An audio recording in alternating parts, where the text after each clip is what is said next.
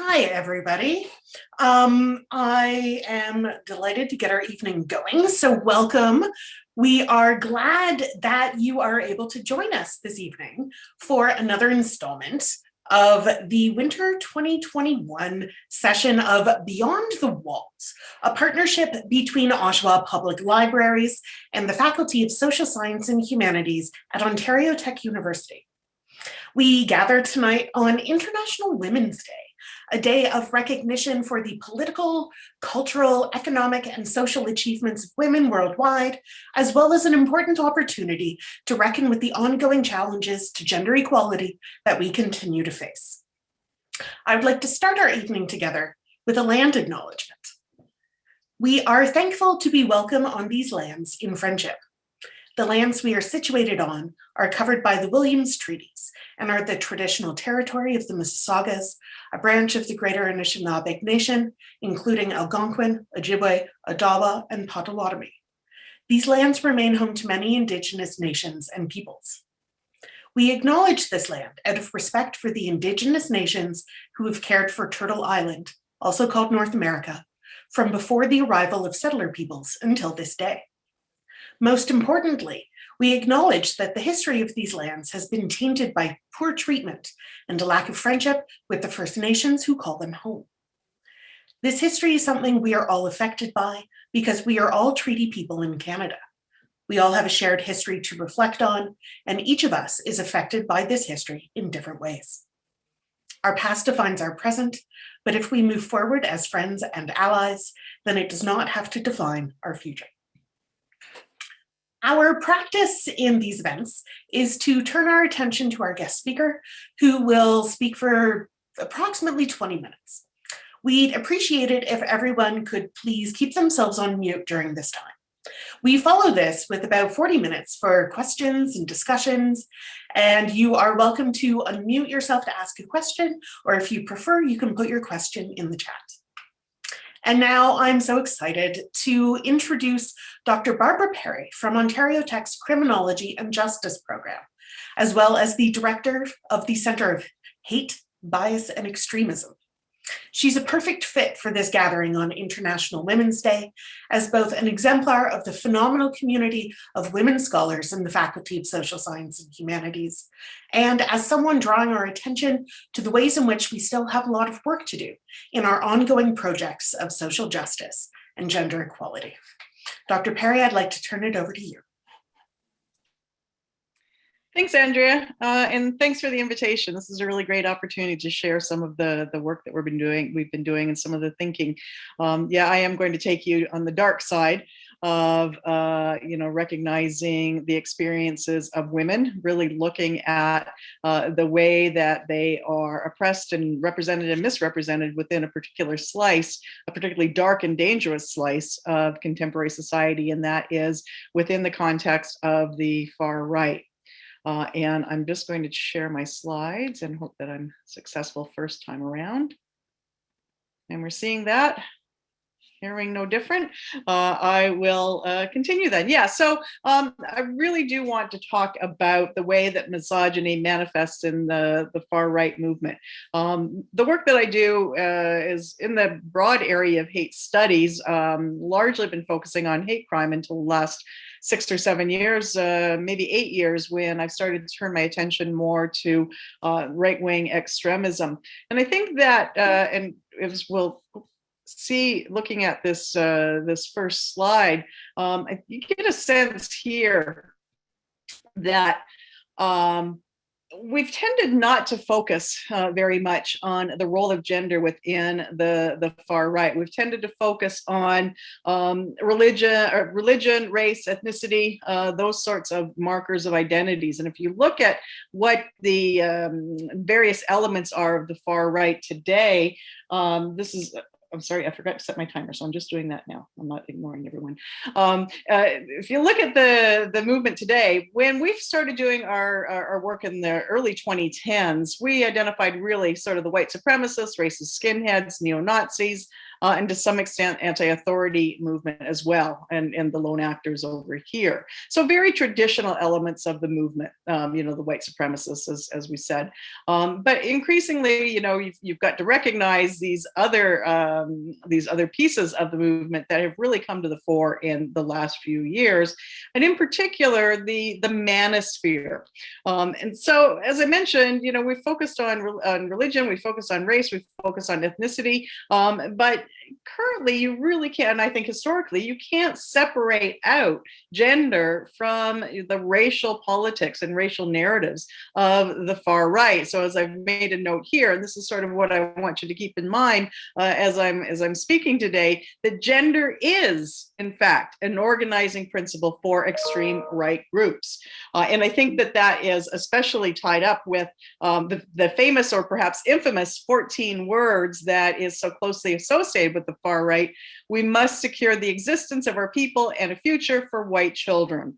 So what that suggests then is you cannot secure that existence. You cannot maintain sort of the longevity, the sustainability of the white race. You can't maintain the purity of the white race without controlling our women and sort of keeping them in line, keeping them contained and constrained. So it really is central to all of those elements of the far right, not just the manosphere that we've sort of separated out in recent years. So I just want to highlight some of the strands that we see. So, there were multiple strands within the far right generally. There are also multiple strands, I think, within this misogynistic arm, or the misogynistic elements of the movement. Obviously, the misogyny itself, first and foremost, right? That extreme hostility, hatred of women, or perhaps fear of women, whatever the case, women as a threat to men's masculinity, to their place, to their privilege, to their status, all of those pieces. And so that can take multiple forms, violence, negative narratives, the whole array, the whole spectrum. It's also important to keep in mind that, while there are plenty of elements of movement that are sort of women haters generally, or, at least, have very rigid ideas of women's place, there are also elements that are much more specifically anti-feminist in their orientation.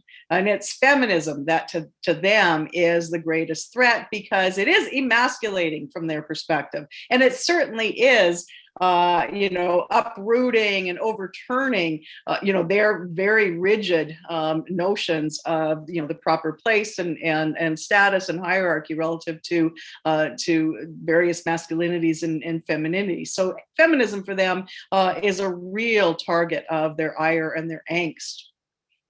There's an interesting element that has emerged, I wouldn't say too recently. It's actually, probably a decade or so old. And that is this is the women's forum, if you will, or the women's group. And that is this notion of trad wife. So these are women who also abide by those very traditional and nostalgic views of family values and gender roles within that family. So they're opposed to feminism, obviously, like so many of the men, but also, and this is where race and gender and other pieces come into play. Also, very much opposed to immigration, to Islam, to multiculturalism, all of those pieces that they think threaten, again, with their male counterparts, they think threaten traditional values and traditional orientations in terms of, again, women's place, men's place within the movement. So for them, it's sort of the ultimate expression of a liberated femininity, right? Wherein women have the freedom, the right to choose that sort of those very traditional roles. So it's sort of an interesting inversion. And that bleeds over very often for men and for women into this notion of feminationalism. And that is really a real ironic kind of nesting. It's an invocation of equality rights and women's equality, again, seems hypocritical, seems out of line with the rest of the narrative.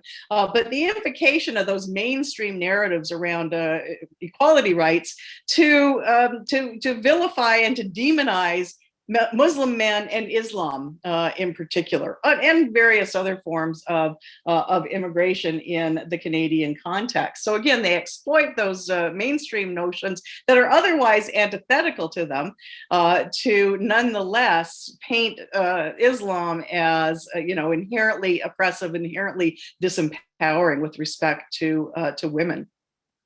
Another element of the movement is the men's rights movement, which again has a very long history in the West, and this is sort of grounded in that notion that men have lost privilege, that men are the disadvantaged class, if you will, and that they therefore need to take a stand to gain back some of the losses. It's a zero-sum game. If women have gained rights and access and have gained opportunities, then it only stands to reason from their perspective that somehow men have lost their rights. Men have lost those advantages. And yeah, of course, they have lost privilege, not the same thing as losing advantages. Another piece, sort of the last two pieces actually, that we very rarely talk about in general terms, but especially in the context of the far right. First, the notion of anti-miscegenation. So that is a real hostility and sort of taboo prescriptions against interracial relationships. Again, it makes sense from their perspective, right? That the importance of maintaining the purity of the white race in order to maintain and retain all of those strengths, all of those those more inbred traits that make them naturally superior to other groups. So again, real strong narratives around race traders, women, especially women who have relationships with Black men, and so that is sort of another element of the movement. And it's important also to bring in the notions of homophobia and transphobia within the movement. Again, on the one hand, gay people are understood as race traders because it's assumed they're not going to reproduce. Again, a faulty presumption, but nonetheless, that is their, one of the arguments they bring to bear. The other is that, gay men in particular, by definition from their perspective, and trans people generally are weak, are associated with femininity, and all of those sort of very limiting characteristics that they think are again inbred and inherent in women. So again, just as there's diversity within the far right, there's incredible diversity within the misogynistic elements of the far right as well, in terms of what their emphasis is, who their targets may be as well. Just to give you sort of a reminder of the most horrific consequences of these sorts of ideologies. Just a few examples of extreme violent misogyny that we've seen over the last few decades. And it's interesting how only in maybe the last 5 years or so are we beginning to talk about Marc Le Pen's attacks at École Polytechnique in this context, right? As part of this broader movement, historical movement. In the note he left behind, he said, "You're all a bunch of feminists. I hate feminists." And that was really, he was targeting women generally, but specifically feminists. Elliot Rodger, who murdered six people and injured 14, again affiliated with the incel movement, said, "I don't know why you girls aren't attracted to me, but I will punish you all for it. It's an injustice, a crime," again embedded in his manifesto. Alec Manassian most recently, and in the Canadian context again. The incel rebellion has already begun. We will overthrow all the Chads and Stacys. All hail the supreme gentleman, Elliot Rodger. So sort of the martyr that Elliot Rodger has become. And interesting to note, obviously, in this context, Manassian just last week it was determined that he was found criminally responsible, that the defense of not criminally responsible was rejected. So he is subject to 10 life sentences, most likely to be served concurrently rather than consecutively, as we'll find out in the months to come. I include these last two here, again, to highlight the intersection of xenophobia, racism, and violent misogyny. We think of Anders Breivik and we think of Brenton Tarrant, Anders Breivik in Norway, Brenton Tarrant in Christchurch, New Zealand. We think of those horrific incidents of violence as race-based or grounded in Islamophobia. But both of them also subscribe to these misogynistic ideologies. In their, both of them offered lengthy manifestos, and both of them made reference to sort of that loss of traditional values, sort of in line with the trad wives ideologies. So Breivik talks about how Western women, by implication, I think feminists in particular, have paved the way for an unfolding Islamic hell. So feminism is not just responsible for the emasculation of men, but also for the imposition of Sharia law and opening the doors, the borders to Muslims and immigrants that should not be allowed in Western countries from his perspective. Similarly, Tarrant makes reference to the same sorts of things, that loss of family values and the impact that that's likely to have on our, again, the sanctity, the safety and security of the white race in particular. So, I mean, there are a number of directions we could go here. What I offer here in terms of the common threads within that diversity is not sort of an exhaustive list, but just some of the lowlights, if you will.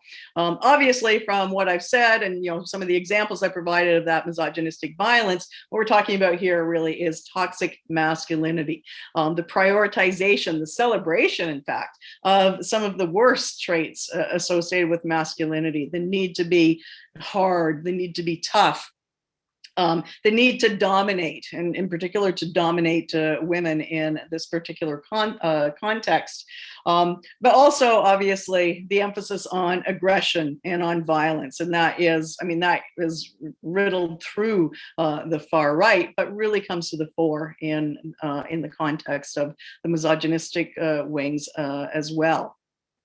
I've referred already to those, that emphasis on very traditional values, family values, and in particular, the patriarchal values that clearly identify, as the next point suggests, clearly identifies men's place, women's place, right? Men's status, women's status, and the roles that each are meant to play within the family, within the society, and even within the movement as well, which we'll talk about in just a moment.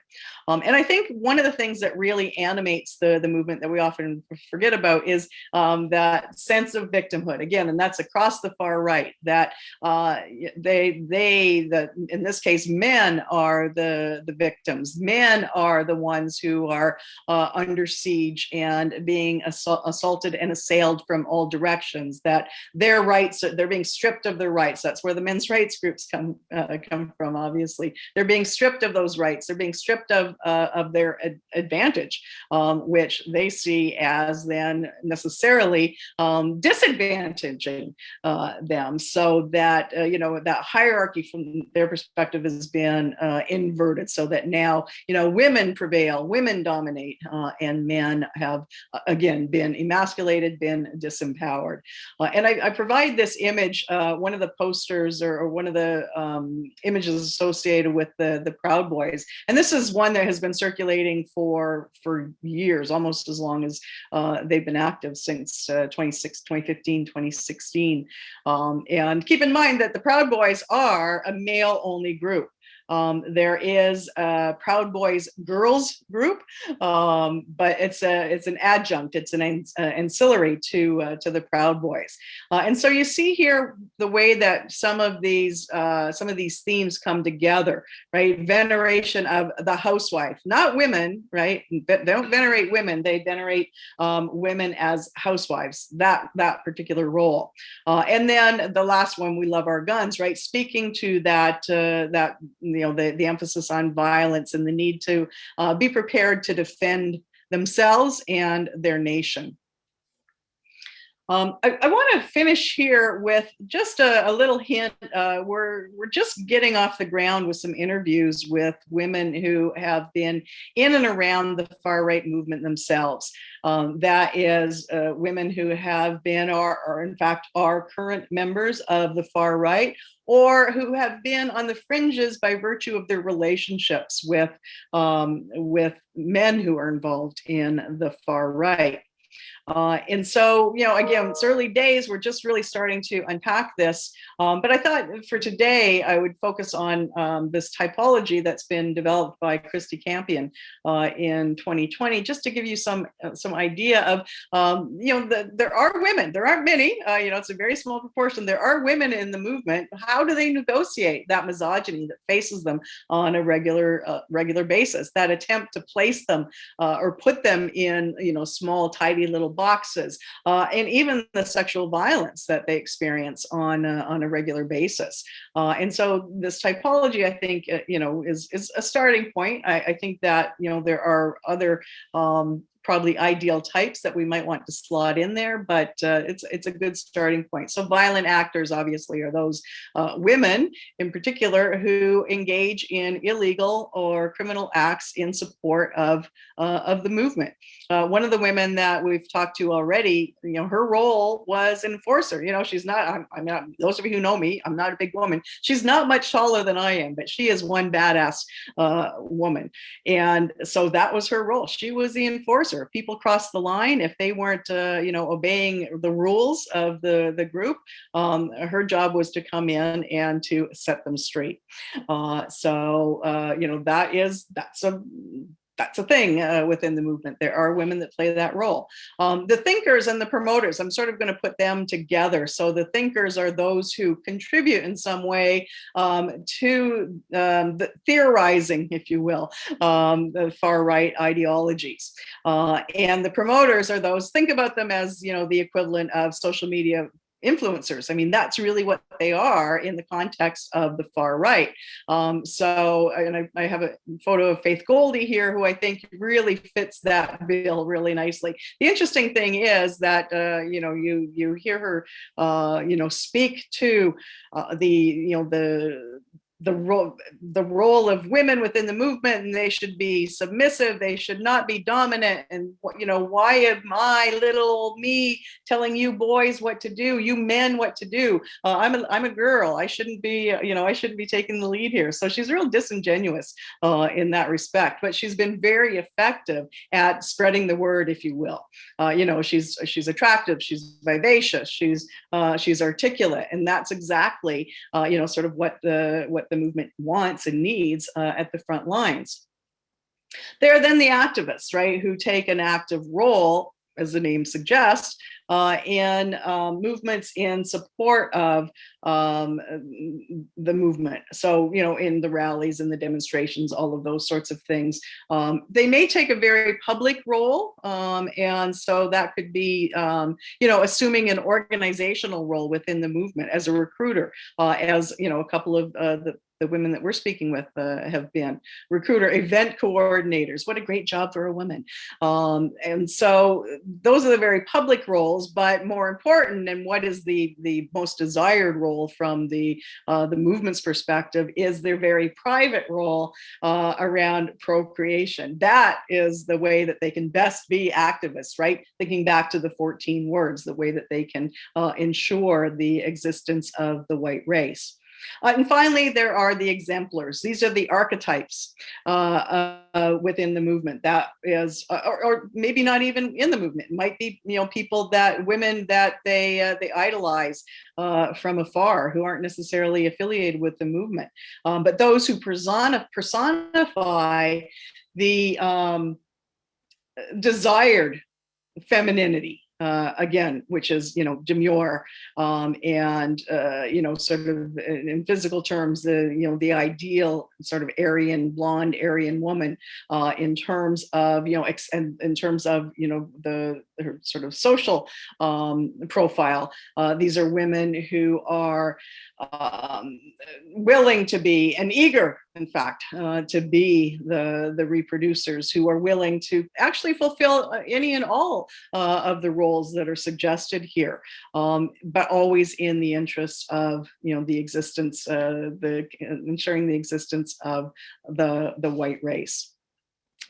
So I think I'm going to end it there. I'm just a few minutes over my time, but I've given you a little bit of food for thought, really quick whistle-stop tour of the far right. So really happy now to have us open it up and have a more freewheeling conversation. Happy to answer questions, but I'd also like to hear your own thoughts and perspectives on some of the themes that we've covered tonight. Thank you. That's fantastic. Thank you so much. I think that's more than just a little bit of food for thought. So I would love to turn the floor over to people's questions and comments and contributions. If anybody's would like to get us started. I can ask a question. Thank you so much, Barbara, for your talk. It's raised an awful lot of awareness for myself. Anyways, I didn't realize how many different roles one could play within these groups. When you think about organization and like the movement being so organized, how does our country compare? I'm curious how it compares to our neighbors to the south in terms of organized movements. Yeah, that's a really good question. Multiple ways to answer this. I think that obviously, much smaller in numbers. In 2015, when we published our first report, we identified just over 100 active groups across the country. By 2019, 2018, we were estimating closer to 300 active groups within the movement. So relatively high number, far lower than what there is in the US, but proportionally, it's really not that different. I think that Southern Poverty Law Center, for example, has estimated, sort of proportionate number. I think it's around the 3,000 mark in the US. So we're very close in that respect. I think that our groups tend to be smaller, though, and that might have something to do with population density as much as anything else. And I think that on both sides of the border, especially, I got to admit, they've behaved themselves, under the COVID restrictions for the most part, except that that business of January 6th in the U.S. But they live online. I think in both countries. That is that in the last couple of years we've seen far less activity on the streets, far fewer demonstrations and rallies, that sort of thing. Doesn't mean that they're not still strategizing across groups online about, come the revolution sort of thing, which is not to say we're not seeing any. So January 6th, in fact, we saw, in half a dozen cities across the country, we saw, sort of sympathy protests. And there was in Toronto, there was a cavalcade legislative vehicles, stop the steal vehicles. So stop the steal protesters, sorry. So it's interesting how the themes and the ideologies cross the border as well.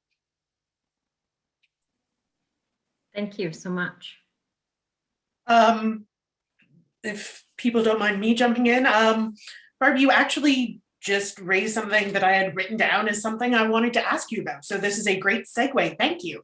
I would love to hear more about what your research has uncovered so far about the role that digital platforms play. We hear a lot that assigns them this kind of causal, well, if it wasn't for 4chan, there would be no angry men, right? But I'm sure it's much more complex than that kind of technologically deterministic structure would suggest. So in the work that you and your center are doing so far, what is the kind of dynamic between these groups and online digital platforms? Yeah, no, that is a good question. I mean, it's not like the the digital platforms or the social media worlds gave rise to the movement. It didn't even create the global movement. We had these kinds of exchanges across borders. That predated, sort of the easy access to Facebook and Twitter and all of that sort of thing. I mean, this has long been a common trait associated with the movement. We like to say technology is only a tool, and it has been a tool in this context. So we still see very traditional ways of recruiting, face-to-face recruiting, inviting people to concerts, white power music concerts, inviting people to to house parties, with the guys in the movement, the guys in the group, that sort of thing. We still do see a lot of, and probably more in the last 4 or 5 years, pamphleting and recruitment on university campuses, right? Live and in person. So we continue to see that very much the offline activity associated with the groups. The online venues have simply, facilitated very traditional exchanges between groups, exchanges in terms of recruitment. It has provided new tools. The gaming culture, for example, and this is something more than I probably, the gaming culture has become such a locus for recruitment of, we like to think just youth, but no, adults as well, in particular in the ancillaries, right? The chat rooms, that sort of thing. So it sort of has expanded the reach, if you will. It's expanded the number of mechanisms that can be used and tools that can be used to recruit, as well as to enhance their own sense of social solidarity, right? To share those narratives and to pat one another on the back, and to again sort of reinforce their righteousness on those social media platforms. That's really interesting. Thank you. Sharifa Wright, I see your hand up. Take it away. Hi, Barbara. Thank you so much. This has been really informative. One of the things that I was thinking of in listening to your presentation is how key women have been in the white supremacist movement in the US, right? From the Daughters of the Confederacy all the way up. And I'm curious how we're thinking about membership versus support versus fundraising. So, how, if we were to think of it in terms of the people who are showing up, not just as members of groups like the Proud Boys, but the people who are showing up to support, the people who, as you outlined, are organizing events, are coordinating, are certainly playing the role of procreating for the movement. How do we think about the role women play as equal to, and sometimes in some instances greater than, the role that men play in these movements? Great question, Sharifa. Thanks so much. I appreciate it. Well, I think, we can look to people like Faith Goldie and Lauren Southern and, some of the other Canadian, contemporary Canadian women who have really been at the forefront of the movement. And I think it's also the value of that typology that I shared, because there's been a tendency to think about women in only support, very passive, very supportive roles, right? That their only role is to procreate. And to be honest, I mean, there are some men in the movement who really think that is the only place of women. And even in the movement, that's the only place they have. But, we've learned from the work of people like Kathleen Blee in the US, for example, for some time now, recognize that often women do have a very important role, front-facing role to play in, in developing the ideologies and developing, like the thinkers that we referred to and the promoters that I referred to, very actively engaged in strategizing, not just around, how to develop the narratives, but also on the ground organizing as well. How do they, what kinds of roles do they play in recruitment? As I said, we've only talked to a handful of women so far, but several of them have been recruiters. I mean, that was their role, in part because, it did play, it does still play into, those very sexist and sexualized notions and representations of women, right? We'll use our women and their sexuality to draw in more men. So there's some of that, but also, the women we've been talking to are damn smart women. And again, very articulate. And so they are often invited to take a leadership position for exactly that skill set. So yeah, I think that, it's time to sort of shake out of that complacency that, women only come as an appendage to men. They only come because their boyfriends or their partners are in the movement. They often come for reasons of their own. They are also looking for a place to belong and looking for a way to gain status, which they, many have through the movement. Thank you, Barbara. Thanks for that great question. Barb, I'd love to direct your attention to a couple related questions that have popped up in the chat that are going along these same lines. And the first one from Diana: are there markers or common factors that make certain men or women more likely to join the far-right movement? Well, you're not going to like this answer. And when we tell law enforcement the response, they don't like the answer either. There really is no profile. We always try to create profiles of, who is the likely person. If we look at, often when I'm talking about the far right, I talk about, three exemplars of the far right: Alec Minassian, Alexandra Bizanet, and Justin Bork, who is less familiar to people. He shot 3 RCMP officers in Moncton a few years back.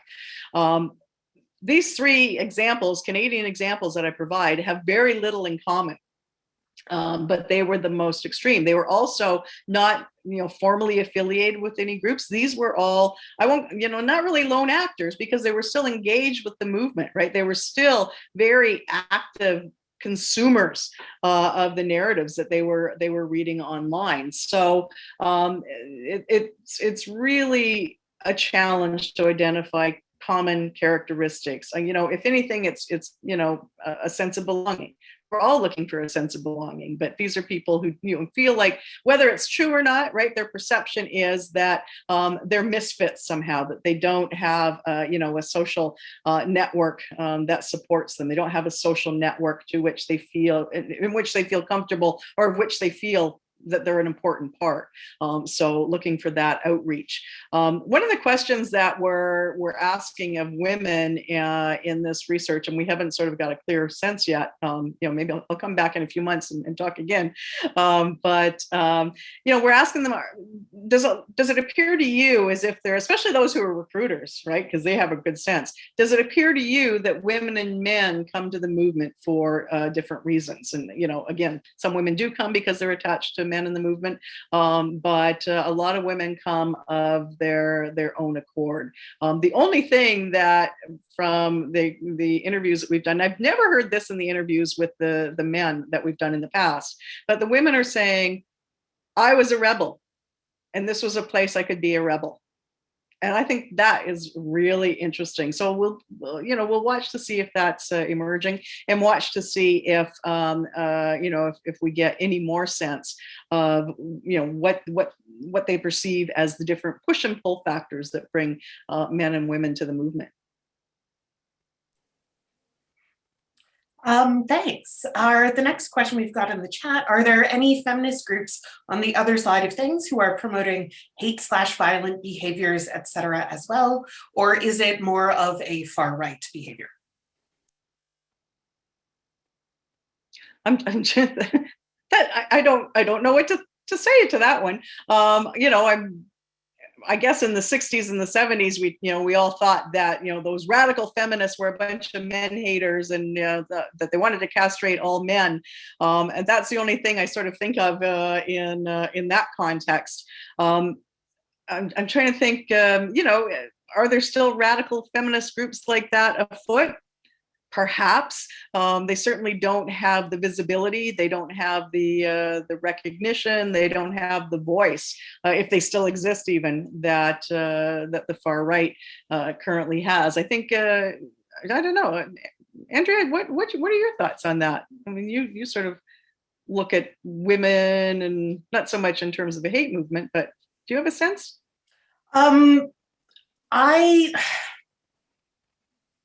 I think the way that you characterize this in terms of a sort of a voice, a highly visible voice, is part of what it is, right? Because this is what we see when it comes to these kinds of conversations in online spaces, is it's more of a matter of sort of like volume and mass, and that those are the ones that get paid the most attention. So if there are indeed sort of radical feminist hate groups operating in any sort of similar parallel fashion, it's not at the same level of noticeability outside of maybe smaller online communities where they interact with each other and against other communities in other ways. The closest thing I can think of, but I wouldn't characterize them as a leftist feminist group, would be TERFs, right? So the radical trans exclusionary, quote unquote, feminist movement, right? But they tend to not have these sort of high profile violent events in person the way that we see some alt-right movements manifesting in like events like the van attack in Toronto. Yeah. And are they also less likely to engage even in online harassment and attacks on their target communities, if you will? I mean, I don't need to tell you this. It's, online, nobody knows you're a dog, right? So it's hard to know with any real certainty if these are groups of women who hold these beliefs or are groups of women who hold these beliefs, right? If they are just sort of appearing as such or are actually as such, because we don't have really that many ways of verifying that, and they don't have much sort of public in-person visibility in these ways. So the much more visible, publicly visible groups of women agitating in the public sphere tend to lately be around like anti-vax kind of communities and stuff like that, right? Like these sort of really ardent sort of mom group identified anti-vaxxers but that's a different kind of sort of cultural conflict than what I think Caitlin is interested in learning more about here. So yeah. Interesting poser. Yeah. A question from Gary: since policing the internet is so challenging, what can we do in the educational side of things? I teach elementary, and it can be challenging with some of the ignorant homophobic views some of the males have parroted from their fathers. Gosh, yeah. I mean, I actually had this conversation a lot lately. I did a presentation for OSSTF a couple of weeks back, and I've had some some conversations in that context, but also since then with some other educators about this, because it is one of the things, typically when I do a presentation on the far right, at the end I say, there are lots of things we can do, but, I highlight education, holding public figures accountable, and resistance. And the education is, it's a pat answer, but it is so important and so challenging in this area, especially in the context of COVID and, kids at home, learning from home, kids online, all of the time. So I think for me, the really important piece here is enhancing critical digital literacy for children and for adults as well. That is something that we all get failing marks on, I think. We're so uncritical, acritical, unreflective about what crosses our screens, what we're reading, what we're forwarding, right? What we're sharing, what we're liking, and highlighting to others that we think this is something that you need to pay attention to. What's the source? What was the source of that information? Was it Fred down the street, or was it a bona fide, academic or scientist, or other kind of, someone with credentials and expertise in the area. So it's about learning how to, more than fact check, right? But to unpack the narratives that we're exposed to on a regular basis. How do we do that? As much as I'm an educator, I still struggle with that. I actually have, in some of my courses in the past few years, have had my students developing strategies for countering, these kinds of narratives. And one of them actually developed a workshop, and I thought this was really interesting, developed a workshop that they delivered to, I think it was about a dozen grade 10, grade 11 high school classes in Durham region. And what was really, and it was about the far right, what it looks like, what the ideologies are, what the narratives are, all of that sort of thing. What was interesting was when, they came away from those classrooms, they said, yeah, the students were really surprised. They had maybe heard of, white supremacists or the KKK, but they didn't really understand what it was all about. But so too did the teachers say the same thing, and that was something that was was very disconcerting, because how can the teachers have those conversations if they don't understand? So I think we have to start with educating the educators, and then the educators sort of helping to unpack some of those typical narratives. And what I'll say is too, it's increasingly difficult in recent years because the extreme and the mainstream have collided. It's hard to figure out where that line is now, because so much of the the Trumpist narratives in particular have become, and the conspiracy theories in the context of COVID have become normative. We accept them, we hear them, we see them in common parlance. So that just elevates the challenges. Probably raised more questions than I answered with that one, but you're an educator, you're used to it, right? I'm going to use this as a super quick segue before we get to Emily's question to plug our talk that's coming up in 2 weeks. Alien epistemologies, that actually will dig into issues around the rise of the conspiracy theory as all of a sudden this popular widespread thing. So for those of you joining us tonight, if this is something you're also interested in, I've come back in 2 weeks and we will go down that fascinating rabbit hole. Emily, we would love your question. Hi, Barbara. Thanks so much for your talk tonight. I wanted to ask you why you think misogyny hasn't been explicitly identified as this kind of common factor amongst extremely violent white supremacist men, and even less obviously physically violent ones, like Jordan Peterson, for example. To give a bit of context, I was in my final year at U of T when he came to prominence. So I kind of saw that whole crap show unfold in front of me. And yeah, I've still found in I don't know, news, media in general, like people haven't talked about these men's like records of domestic violence or of just general misogynistic views. Why do you think people are still not making this connection, or at least not making that clear to the public?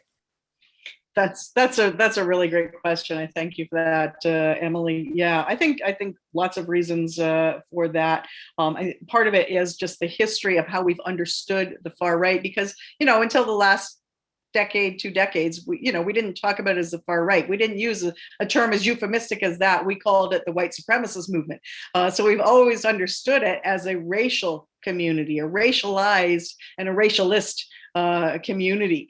And I think that the misogyny has sort of been occluded by that emphasis, but also not that racism isn't normative in our culture, but I think in many respects, sort of that imposition of patriarchal values and those sorts of pieces that are so much a part of the movement have been very normative in our culture. So it's not, we expect there to be, it's a bunch of men, we expect there to be, it's a bunch of women rather, we expect them to be, subservient, we expect them to be, vessels for the men and for the white, the existence of the white race, those sorts of ideals. So there's nothing sort of unremarkable about the experiences of women, or even the misogyny within the narratives associated with the far right. Nothing unremarkable. It's sort of normal in our context. But I think that the movement has itself done a very good job of pasting over that. Much of their outward expressions of who they are and their ideologies, again, still focuses on the xenophobia. Now they don't like to talk about race, right? The alt-right has helped them with that. They don't like to talk about race. They talk about culture now. That hides a whole multitude of sins, but their narratives have been about race, and their internal narratives have been about gender more so than their outward facing ones until very recently. I think, it's become much more, especially, excuse me, I think influenced by the incel movement. I think that the broader far right movement is also elevating, if you will, their misogyny. So we are seeing, I think, a trend there. We're also seeing much more emphasis on, the last 2 points that I raised in those strands, homophobia and transphobia within the movement. They become, some elements have become much more vocal and physical as well, outwardly violent in that context too. So it's a moving target. It morphs so quickly in terms of structure, in terms of membership, in terms of ideologies and focus, that it's something we have to continually revisit and peel back those layers. Thank you. Thank you. Sharifa, is this a new hand with an additional question? It is, but I'm happy to give way if someone else. You are the only hand I see. I wanted to make sure it wasn't still up from before. So please have at it. One thing I'd be interested to hear your thoughts on, Barb, is a lot of the, to your point, there's been this pivot externally with these quote unquote Western chauvinist groups that, it's not about race, it's about culture. And I'm curious to know if anywhere in that space, how we are thinking about the ways in which, Western thinking, but also colonial thinking has supported, and in many ways our educational system has given fodder to this narrative of Western chauvinism that has allowed this pivot to happen, and allowed it to happen in a way where it is really hard for individuals to unpack it themselves because they don't have the historical analysis to counter. If the ways we teach history is so dominant, is so focused on the dominance, and the kind of a positive spin on colonial expansion, how do we give students in the K through 12 system, or even beyond that, the tools to challenge a theory of, Western chauvinism as naturalistic, when we're not embedding reconciliation and anti-colonialism into our pedagogies and our curriculum. You've asked the easy question then. Don't throw me a softball here. No.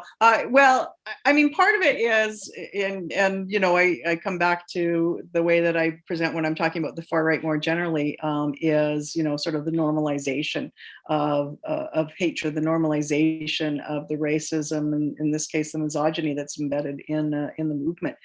It is so interwoven with the way that we operate organizationally, structurally, that it's not just about unpacking the narratives, as I've suggested earlier.